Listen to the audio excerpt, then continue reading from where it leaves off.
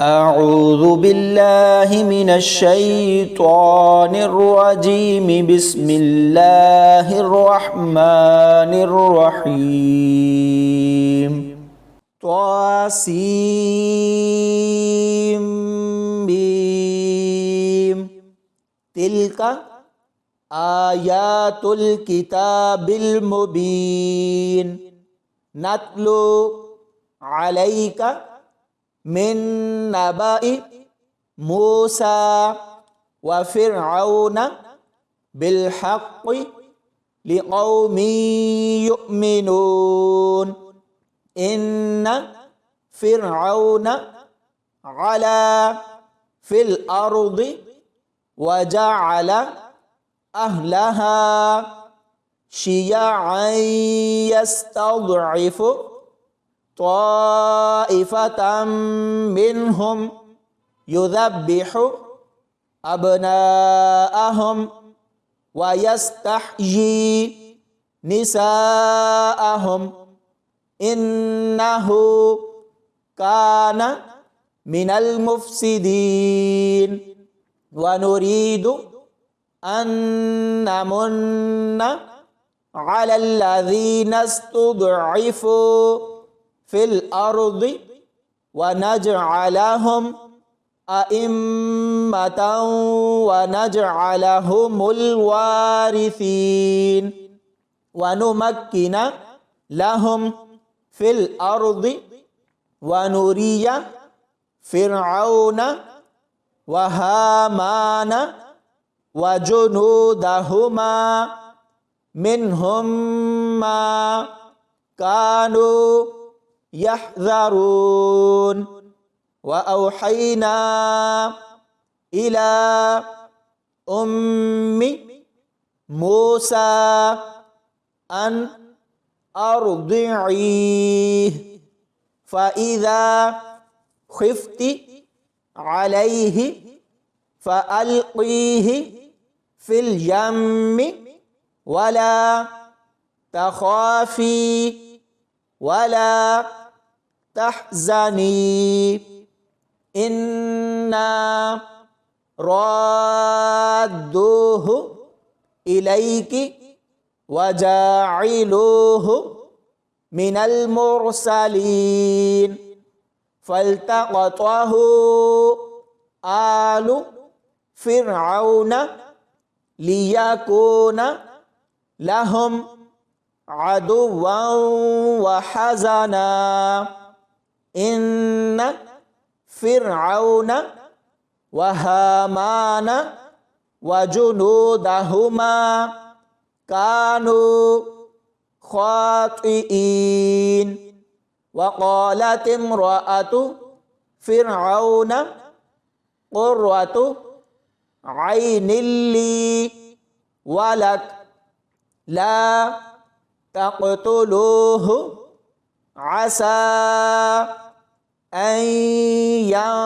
ينفعنا أو نتخذه ولدا وهم لا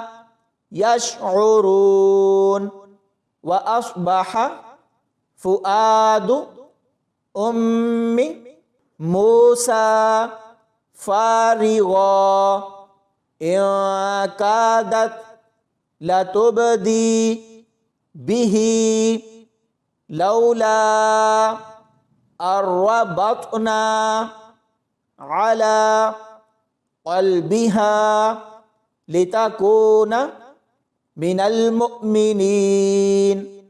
وقالت لأخته قصيه فبصرت به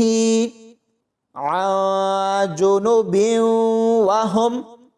لا يشعرون وحرمنا عليه المراضع من قبل فقالت هل أدلكم على أهل بيت يكفلونه لكم وهم له ناصحون فرددناه إلى أمه كي تقر عينها ولا تحزن ولتعلم أن وعد الله حق ولكن أكثرهم لا يعلمون ولما بلغ أشده واستوى آتيناه حكما وعلما وكذلك نجزي المحسنين ودخل المدينة على حين غفلة من أهلها فوجد فيها رجلين يقتتلان هذا من شيعته وهذا من عدوه فاستغاثه الذي من شيعته على الذي من عدوه فوكزه موسى فقضى عليه قال هذا من عمل الشيطان إنه عدو مضل مبين قال رب إني ظلمت نفسي فاغفر لي فغفر له إنه هو الغفور الرحيم قال رب بما أنعمت علي فلن أكون ظهيرا للمجرمين فأصبح في المدينة خائفا يترقب فإذا الذي استنصره بالأمس يستصرخه قال له موسى إنك لغوي مبين فلما أن أراد أن يبطش بالذي هو عدو لهما قال يا موسى أتريد أن تقتلني كما قتلت نفسا بالأمس إن تريد إلا أن تكون جبارا في الأرض وما تريد أن تكون من المصلحين وجاء رجل من أقصى المدينة يسعى قال يا موسى إن الملأ يأتمرون بك ليقتلوك فاخرج إني لك من الناصحين فخرج منها خائفا يترقب قال رب نجني من القوم الظالمين ولما توجه تلقاء مدين قال عسى ربي أن يهديني سواء السبيل ولما ورد ماء مدين وجد عليه أمة من الناس يسقون وجد من دونهم امرأتين تذودان قال ما خطبكما قالتا لا نسقي حتى يصدر الرعاء وأبونا شيخ كبير فسقى لهما ثم تولى إلى الظل فقال رب إني لما أنزلت إلي من خير فقير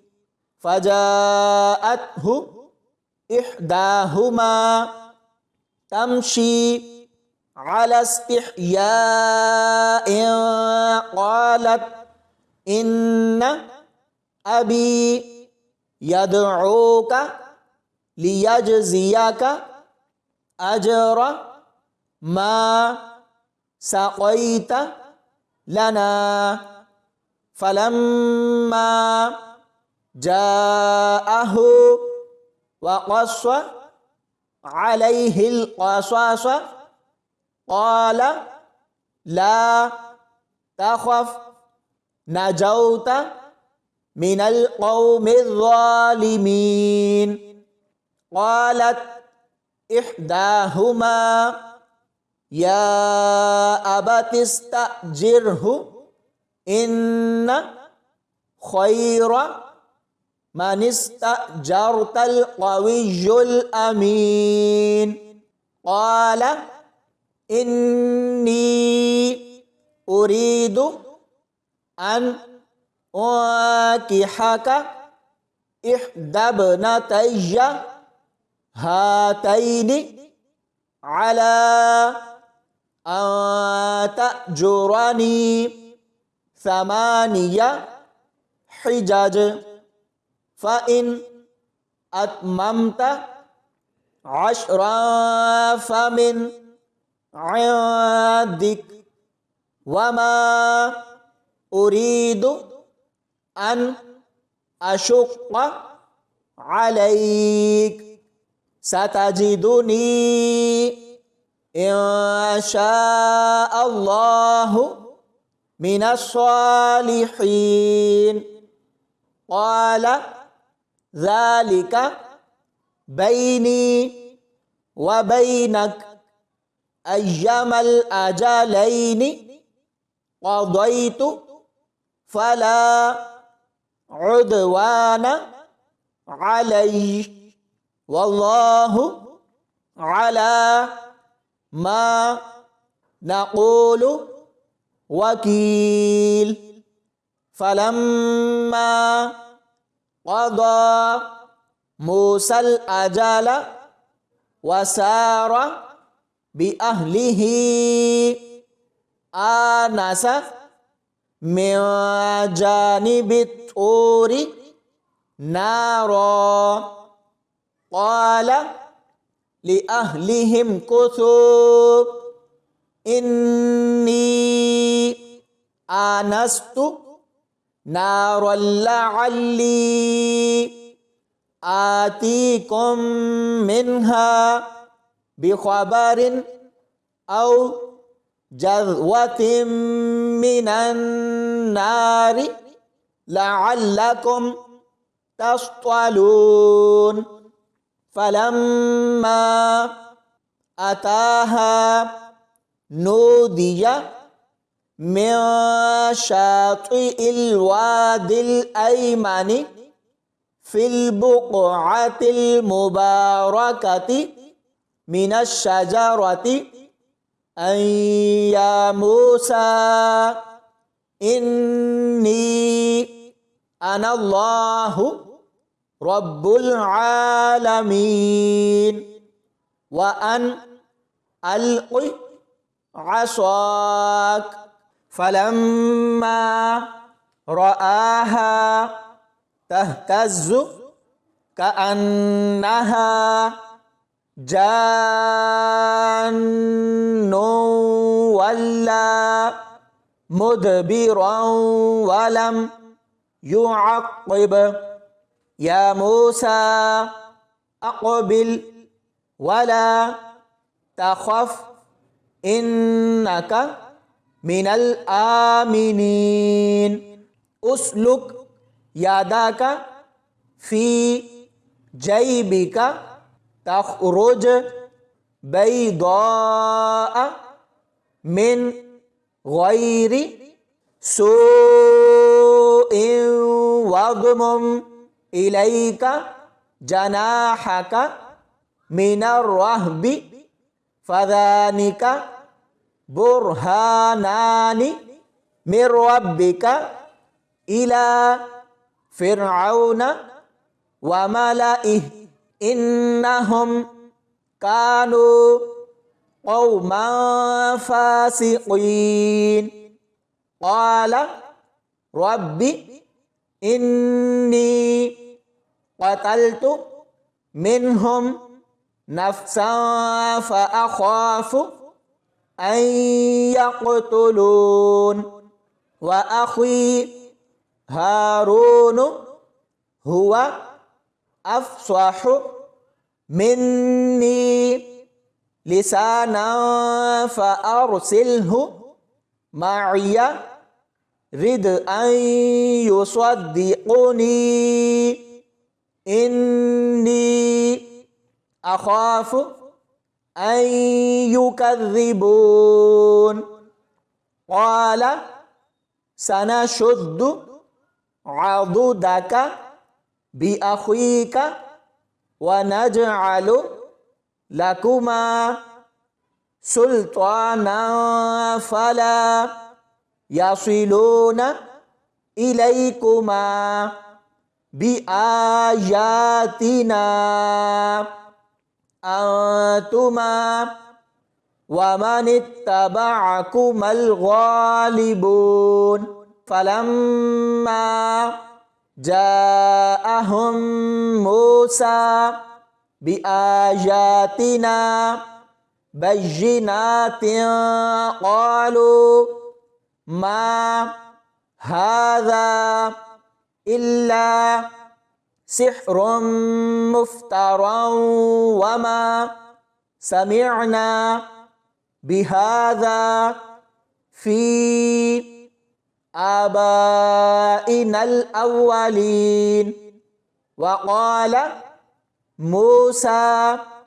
ربي أعلم بما جاء بالهدى من عنده وما تكون له عاقبة الدار إنه لا يفلح الظالمون وقال فرعون يا أيها الملأ ما علمت لكم من إله غيري فأوقد لي يا هامان على الطين فاجعل لي صرحا لعلي أطلع إلى إله موسى وإني لأظنه من الكاذبين واستكبر هو وجنوده في الأرض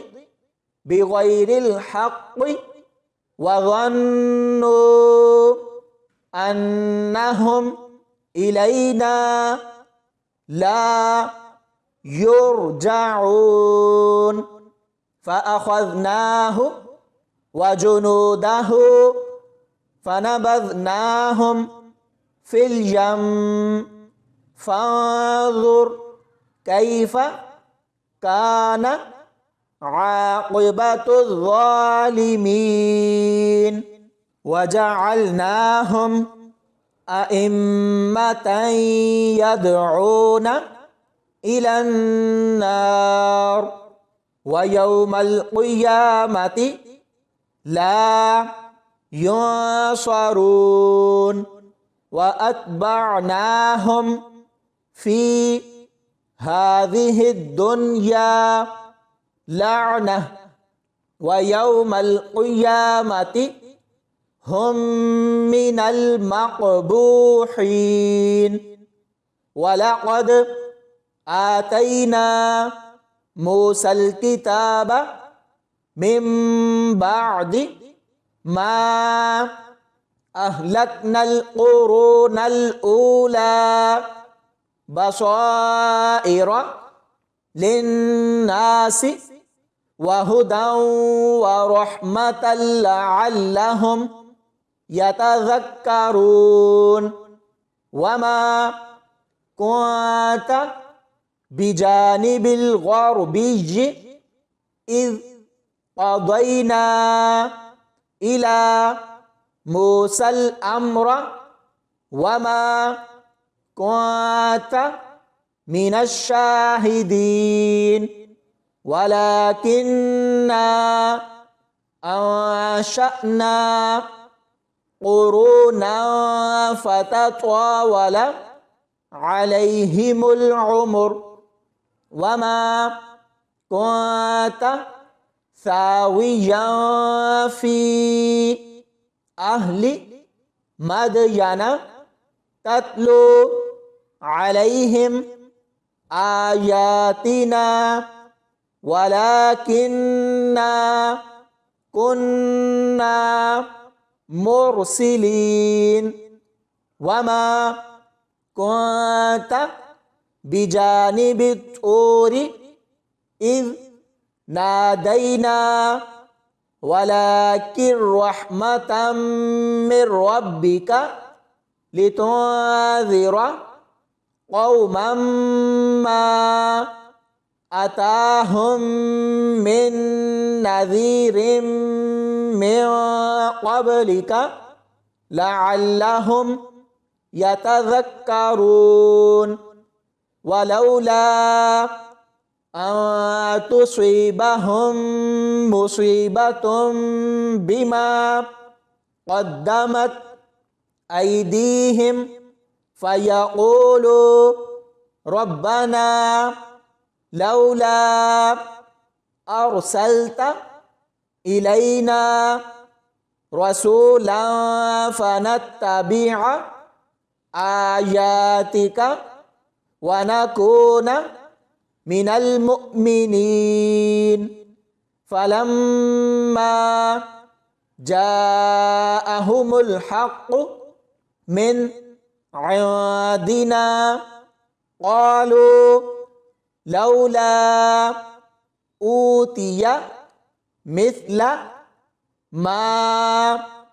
أوتي موسى أولم يكفروا بما أوتي موسى من قبل قالوا سحران تظاهرا وقالوا إنا بكل كافرون قل فأتوا بكتاب من عند الله هو أهدى منهما أتبعه إن كنتم صادقين فإن لم يستجيبوا لك فاعلم أنما يتبعون أهواءهم ومن أضل ممن اتبع هواه بغير هدى من الله إن الله لا يهدي القوم الظالمين ولقد وصلنا لهم القول لعلهم يتذكرون الذين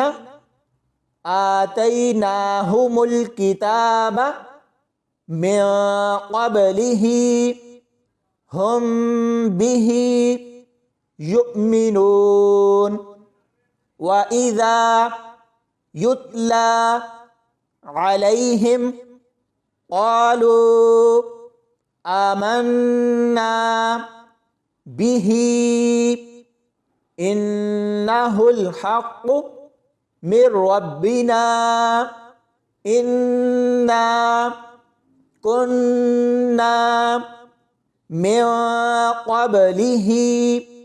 مسلمين أولئك يؤتون أجرهم مرتين بما صبروا ويدرؤون بالحسنة السيئة ومما رزقناهم ينفقون وإذا سمعوا اللغو أعرضوا عنه وقالوا لنا أعمالنا ولكم أعمالكم سلام عليكم لا نبتغي الجاهلين إنك لا تهدي من أحببت ولكن الله يهدي من يشاء وهو أعلم بالمهتدين وقالوا إن نتبع الهدى معك نتخطف من أرضنا أولم نمكن لهم حرما آمنا يجبى إليه ثمرات كل شيء رزقا من لدنا ولكن أكثرهم لا يعلمون وكم أهلكنا من قرية بطرت معيشتها فتلك مساكنهم لم تسكن من بعدهم إلا قليلا وكنا نحن الوارثين وما كان ربك مهلك القرى حتى يبعث في أمها رسولا يتلو عليهم آياتنا وما كنا مهلك القرى إلا وأهلها ظالمون وما أوتيتم من شيء فمتاع الحياة الدنيا وزينتها وما عند الله خير وأبقى أفلا تعقلون أفمن وعدناه وعدا حسنا فهو لاقيه كمن متعناه متاع الحياة الدنيا ثم هو يوم القيامة من المحضرين ويوم يناديهم فيقول أين شركائي الذين كنتم تزعمون قال الذين حق عليهم القول ربنا هؤلاء الذين أغويناهم كما غوينا تبرأنا إليك ما كانوا إيانا يعبدون وقيل ادعوا شركاءكم فدعوهم فلم يستجيبوا لهم ورأوا العذاب لو أنهم كانوا يهتدون ويوم يناديهم فيقول ماذا أجبتم المرسلين فعميت عليهم الأنباء يومئذ فهم لا يتساءلون فأما من تاب وآمن وعمل صالحا فعسى أن يكون من المفلحين وربك يخلق ما يشاء ويختار ما كان لهم الخيرة سبحان الله وتعالى عما يشركون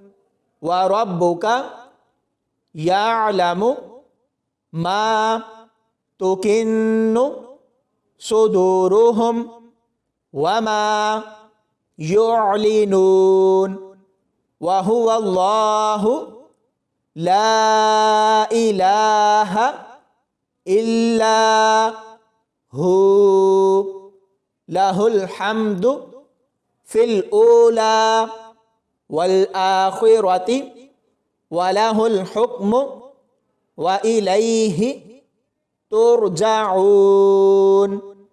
قل أرأيتم إن جعل الله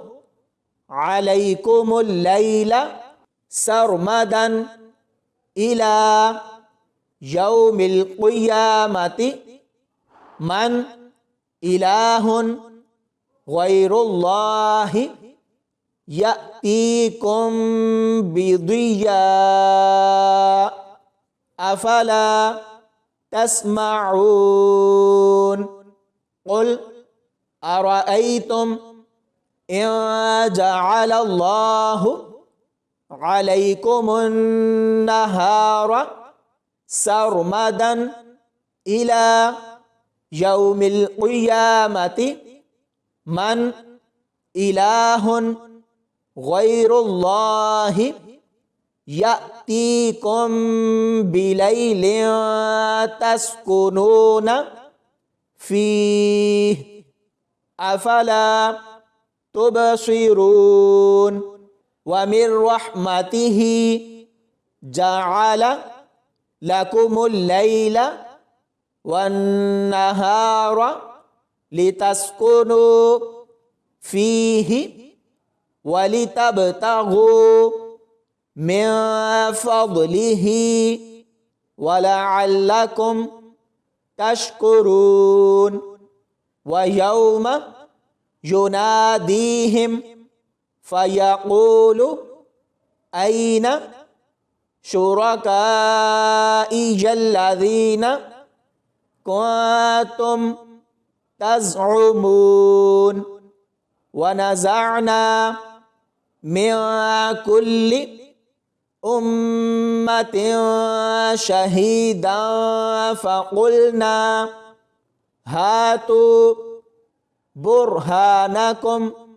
فعلموا أن الحق لله وضل عنهم ما كانوا يفترون إن قارون كان من قوم موسى فبغى عليهم وآتيناه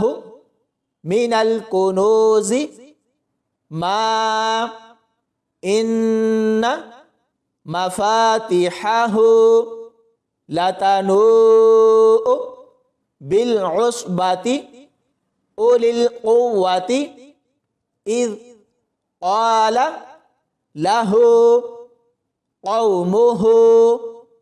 لا تفرح إن الله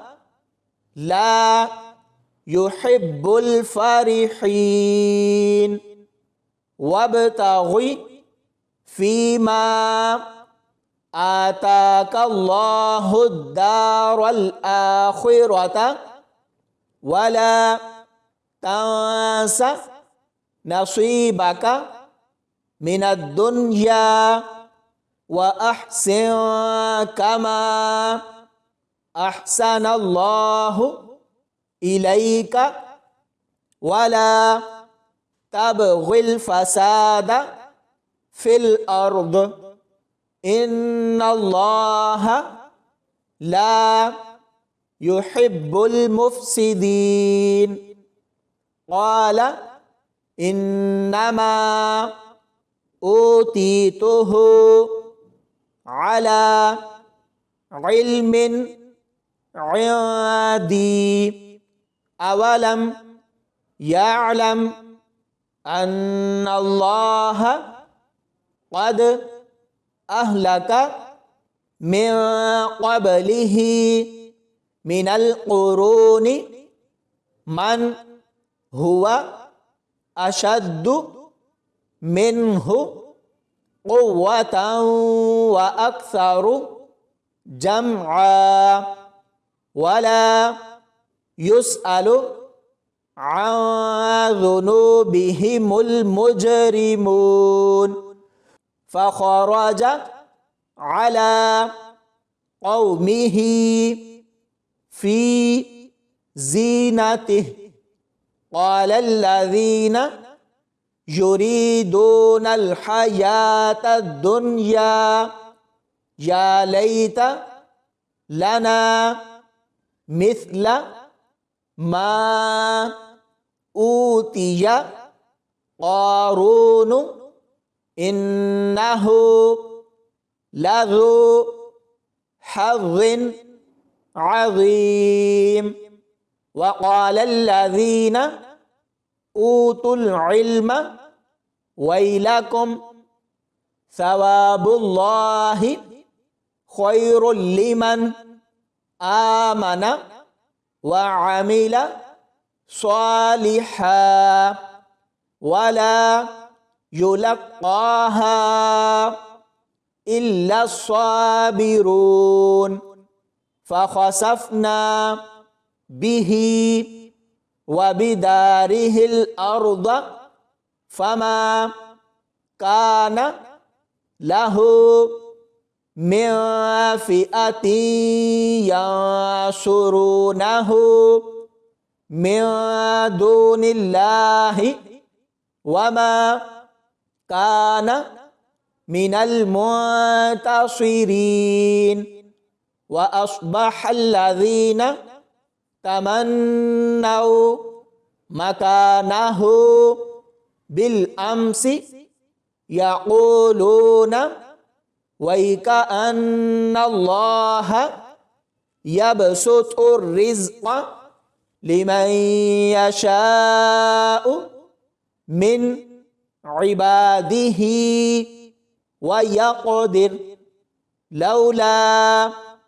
أمن الله علينا لخسف بنا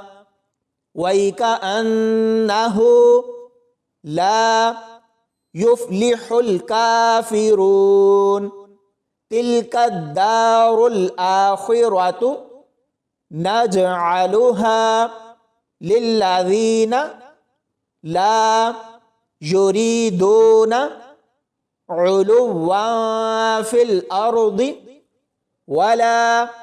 فسادا والعاقبة للمتقين من جاء بالحسنة فله خير منها ومن جاء بالسيئة فلا يجزى الذين عملوا السيئات إلا ما كانوا يعملون إن الذي فرض عليك القرآن لرادك إلى معاد قل ربي أعلم من جاء بالهدى ومن هو في ضلال مبين وما كنت ترجو أن يلقى إليك الكتاب إلا رحمة من ربك فلا تكونن